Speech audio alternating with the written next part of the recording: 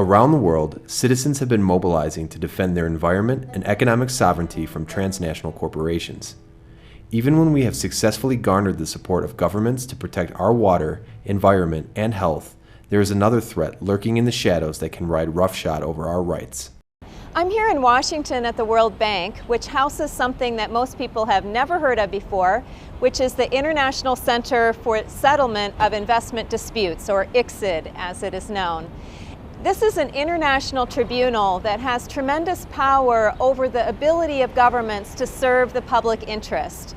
And that's because an increasing number of international trade and investment treaties allow foreign investors to bypass domestic courts and sue governments here at ICSID and other international tribunals. What can they sue over? Well, these treaties include a long list of vaguely worded investor rights. The ICSID and other tribunals like it have been used to recoup investments and even sue for lost profits. One of the most well-known was filed against the Bolivian people following the historic water wars.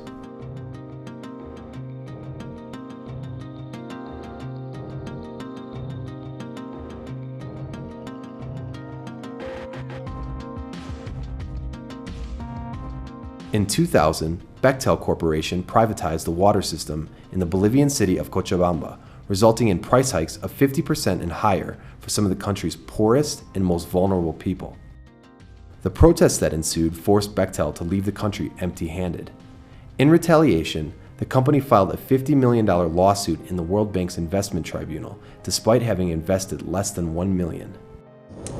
Permite que las empresas exijan indemnizaciones por el lucro cesante, por las ganancias a futuro que no van a ganar más. Eso es una locura.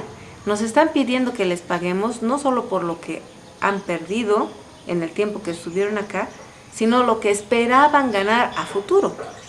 Cuando hicimos números y vimos qué representaban esos 50 millones de dólares para la Bechtel y qué representaban para nosotros, las diferencias pues eran abismales, ¿no? Para una corporación tan grande no significaba nada, pero para nosotros significaba mucho. Nos parecía que era un abuso lo que ellos estaban pretendiendo hacer. Por otro lado, quienes a veces deciden, como en el caso del CIADI, por ejemplo, eran 3 personas, ¿no? No se escuchan las otras partes, no se escuchan a la población. Only after an international solidarity campaign became a public relations nightmare did the corporation decide to drop the case for a token sum.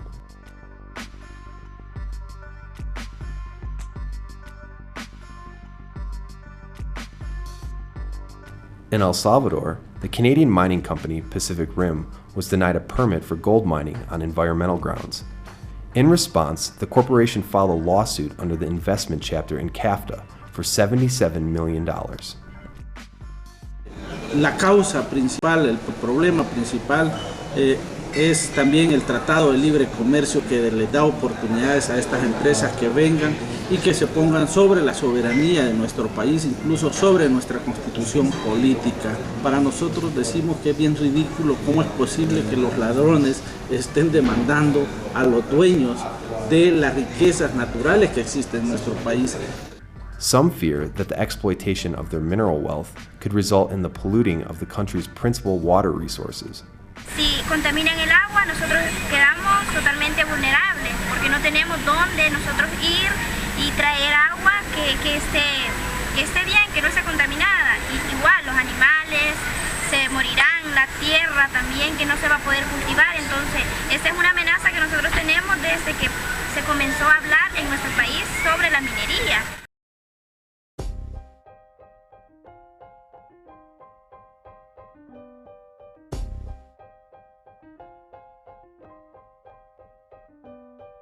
In early 2010, the Uruguayan government passed new legislation that would require their tobacco products to carry large health warnings. In response, Philip Morris filed a lawsuit in ICSID claiming this action violated a bilateral investment treaty. Uruguay empezó a elaborar políticas anti-tabaco muy fuerte y de avanzada a nivel global. Por ejemplo, las empresas pueden vender solamente una marca un producto por marca comercial registrada. No, Marlboro puede vender solo Marlboro, no puede vender Marlboro Light, por ejemplo. Después que no vio que el gobierno no iba a dar atrás, directamente no negoció nada, no reclamó nada, fue directamente al CIA y le instaló una demanda. Eso fue en marzo del 2010. Es en realidad una manera para que las transnacionales puedan objetar a cualquier iniciativa política pública del gobierno, si ellos alegan que esa política pública podría tener algún impacto sobre sus ingresos.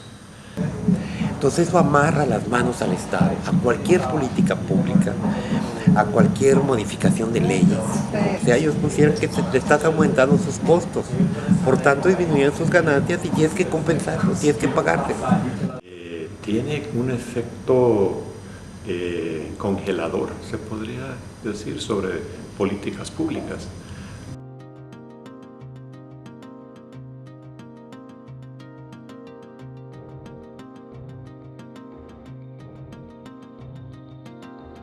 Ecuador and Bolivia have withdrawn from the convention that establishes ICSID, rejecting its authority, while countries like Australia and Brazil have refused to sign treaties that allow investors to sue governments in international tribunals. In the United States, a broad coalition is pushing for a whole new approach to trade, while hundreds of economists have expressed opposition to trade rules that restrict governments' ability to prevent financial crisis.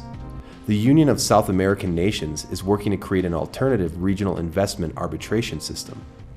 People from all over the world are also working to block new trade and investment agreements that would give foreign investors excessive power and push for a whole new approach to globalization.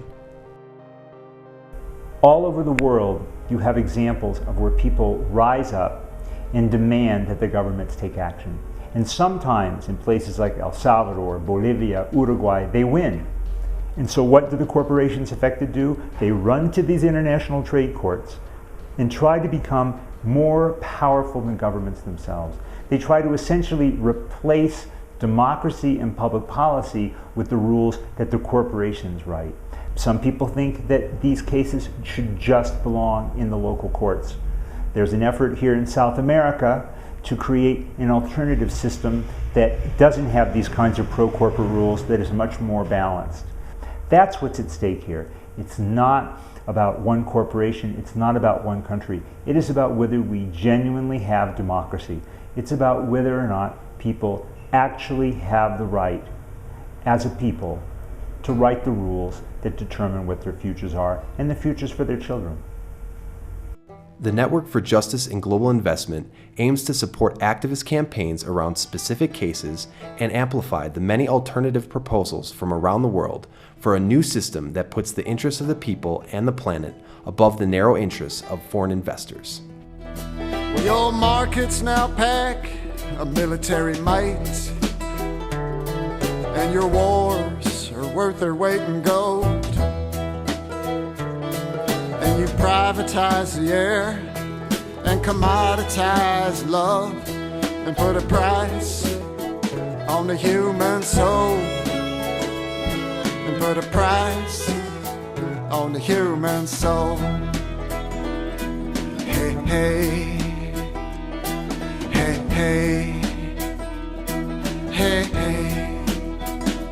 Well, my confidence is down, and you can bet your ass it won't be boosted by how much I consume.